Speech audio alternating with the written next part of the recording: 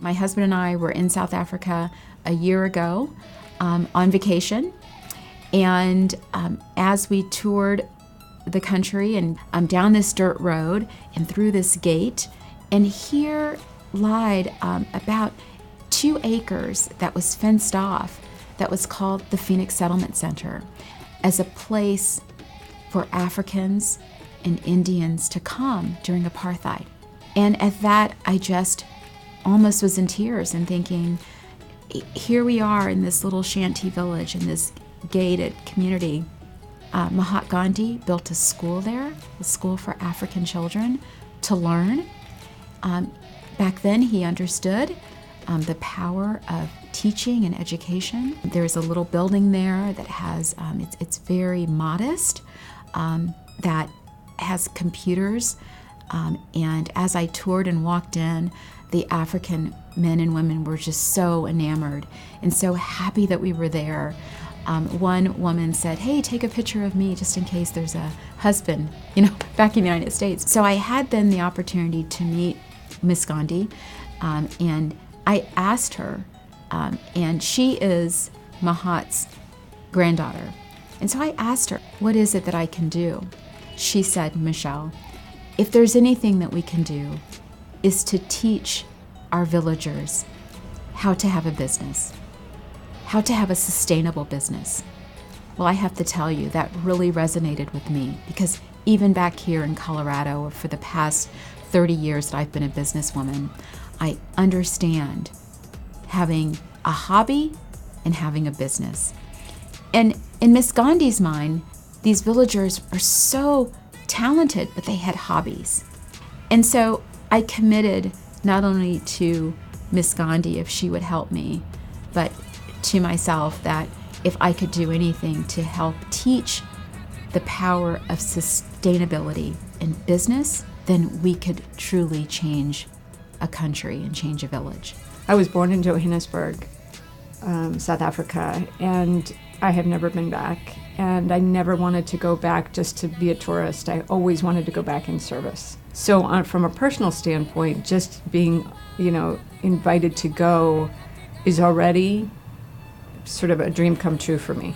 There's a lot of poverty, and there are bigger barriers internationally than we see here.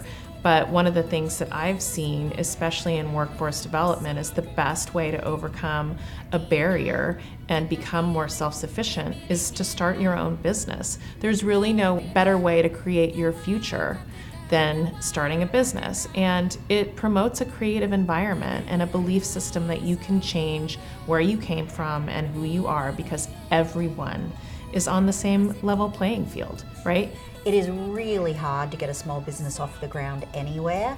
And, one of the things that we often benefit from in the US is people can start their small business with a little bit of money from, some people call it FF&F, friends, families, and fools. Oftentimes in the US, we'll have just a little bit of money that we can get started with, establish our concept in our business, and then others can see that what we're doing is working and might invest in us. What I'm really hoping in this community, where they have less access to money from friends, families, and fools, is that we can bring some resources that they don't have the money necessarily to pay for, that will help them get their businesses off the ground. We're hoping that we can get to a point where the program itself is self-sufficient. We go start the first phase of implementing the program and are able to pass it along to the villagers and to have them be able to kind of recreate the program and just keep it going that way, so that it's self-sustainable and that it's easily digestible and understandable. Being a part of REACH is just a great privilege. To be asked to do something and that's greater than yourself, and anytime you can give back to your community, I think you're continuing that greater language of the bigger picture.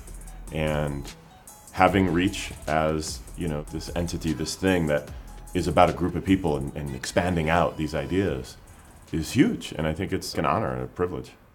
We have a number of people from the community, which is very, very poor, surrounding the Phoenix settlement, who come to our computer center. and learn basic skills. I think that with your help and with further skills which would help them to become more proficient in the use of computers in order to set up their own little enterprises or even getting a job. It would really help the community to prosper and become better off and out of the poverty trap that they are in at the present moment. So I really thank you, Rich, for helping us, and I hope that your event today is going to be very successful. All the best wishes, and thank you, and I hope to see you all very soon in South Africa. Thank you.